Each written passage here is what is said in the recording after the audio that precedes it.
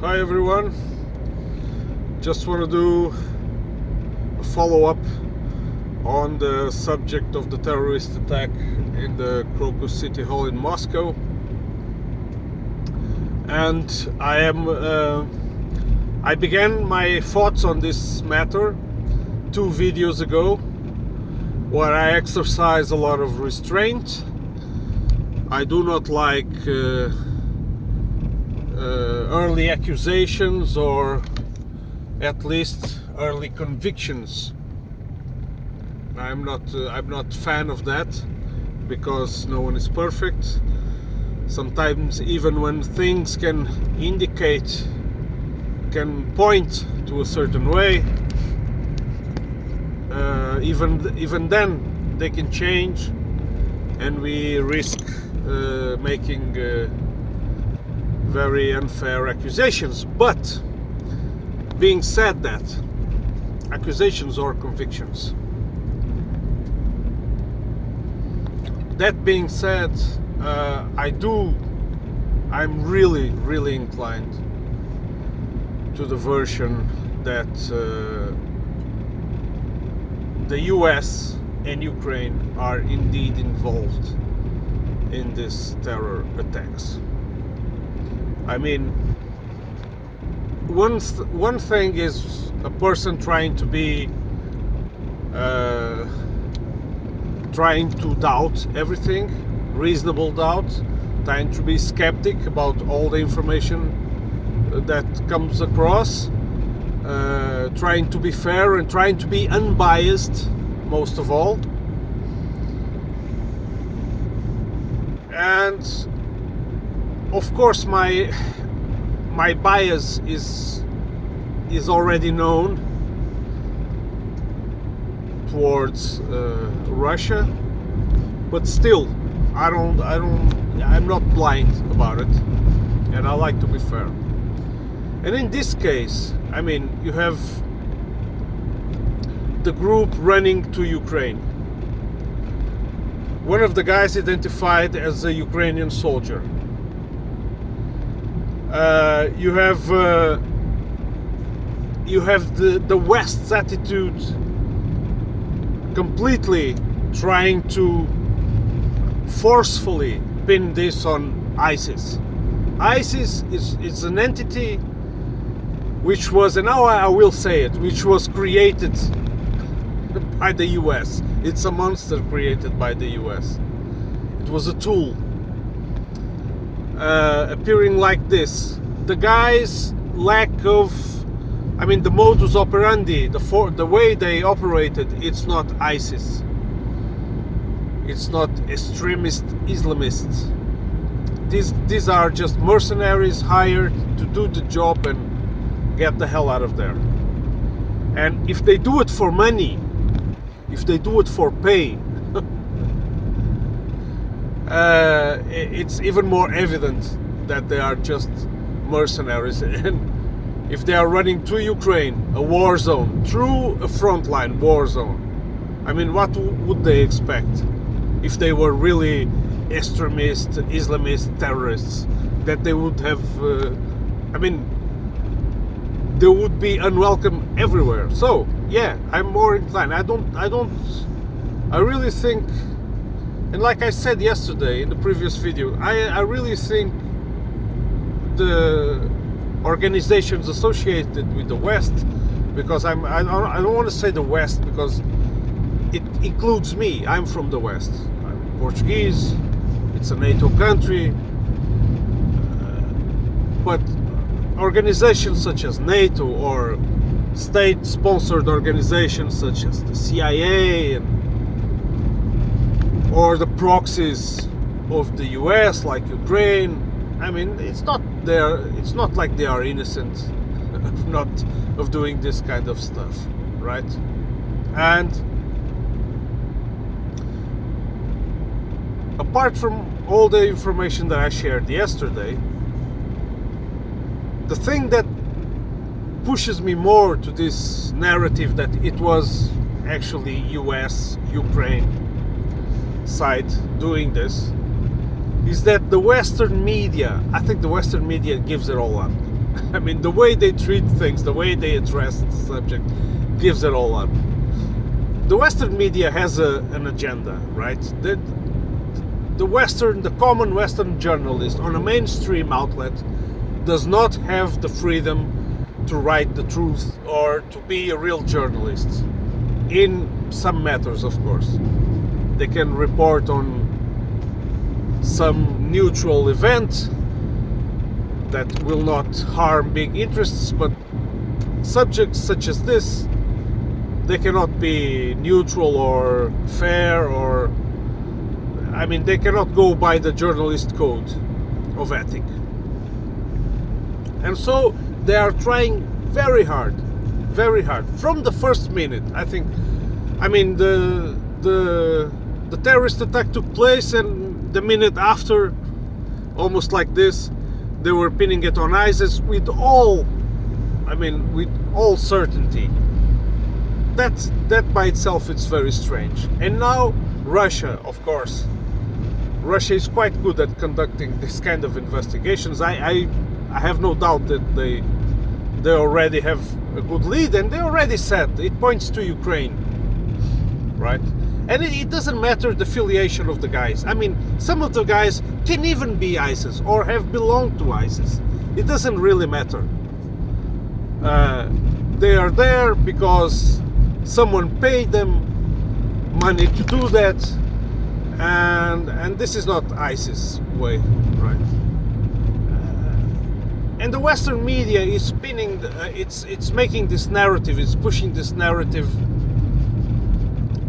For example, you have a lot of titles that Putin promises revenge, Putin promises a hard hand, Putin promises to to escalate the war. But it's all like they paint the portrait of Putin enraged by the deed, by the terrorist attack, and menacing and threatening the West with escalation. And this is not true. Russia is exercising, like they always been, against all internal critics. They are exercising restraint.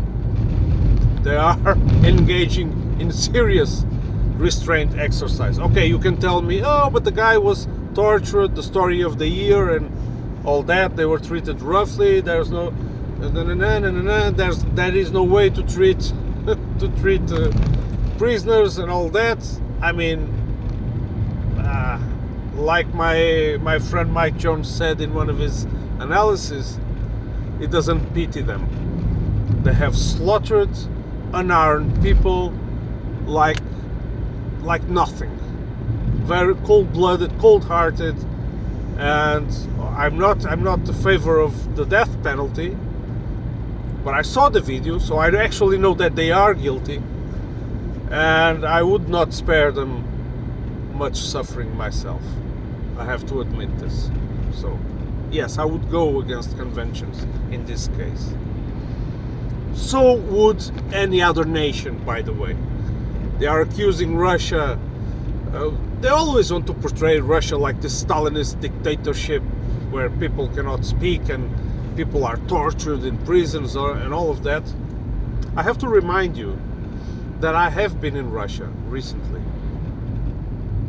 I spent like about almost 2 weeks there in last November, and I've moved between some places. I've been close to front lines. I've been in Donetsk city. I slept there some nights, and I've been alone. I've been accompanied by people, and I've seen none of what the West portrays of Russia. None of it.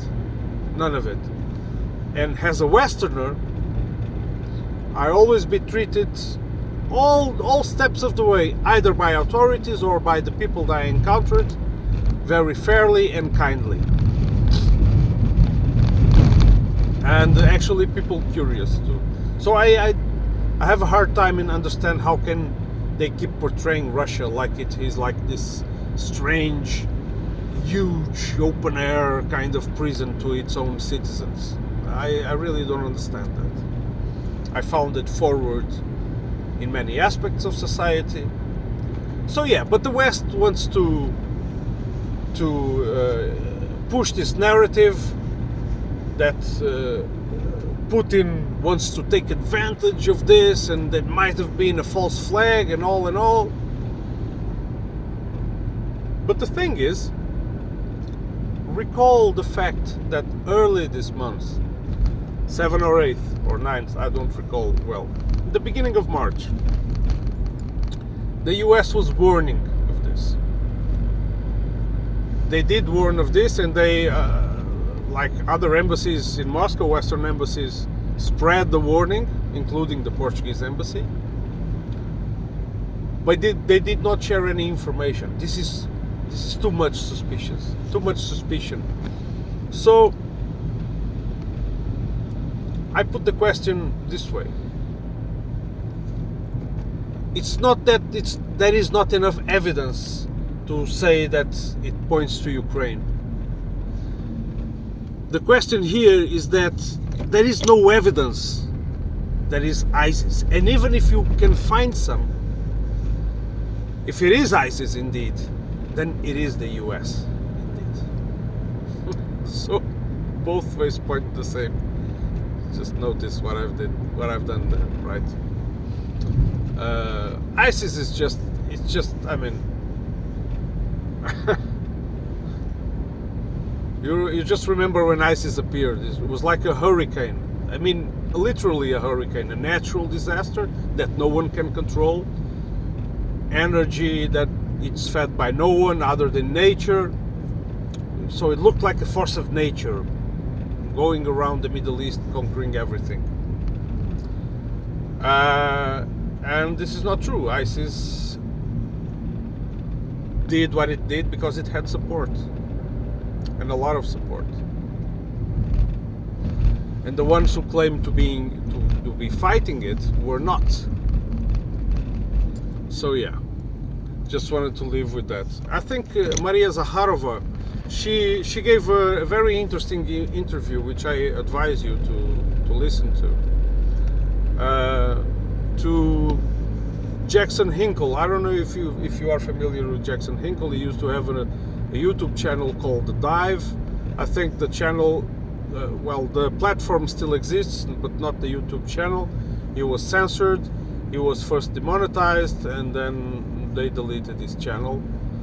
And he went to interview Maria Zakharova, and I can't help but being jealous of him. I would love to have that opportunity. And it was the first time I heard Maria Zakharova to speak English. I thought it would be translated somehow and she would speak in Russian, but she was speaking English with him, and she was actually, she adopted a very relaxed stance, and they were talking about various issues, and then she criticizes the Western society in this way. She said that the people in the West, it's not like they are misinformed, or it's just something about misinformation, or people are distracted.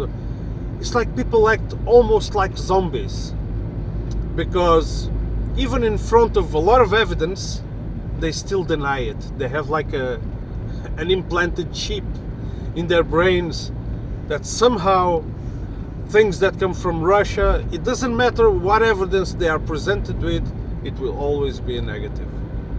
And yeah, this is like a zombie-like behavior. And she was talking very loosely. It was nice to see her in that mode. I could almost swear she had like a little bit of a drink before she went to meet Jackson Hinkle. And yeah, just saying this, just adding this, and remember that the West, or the United States and England, the Great Britain, they have big history of promoting terror groups, coups to overthrow democratic governments, and promoting all kinds of groups, of violent groups, to meet in order to achieve their goals. So don't be too surprised. Don't exercise too much restraint on yourself. if you are a person that wants to be fair, don't want to judge just by the things you hear around. But in this case, I don't think we have much choice. I think it's too much obvious. It's like the Nord Stream case, by the way. What else? Who else could it be? Other than NATO forces or the Americans themselves.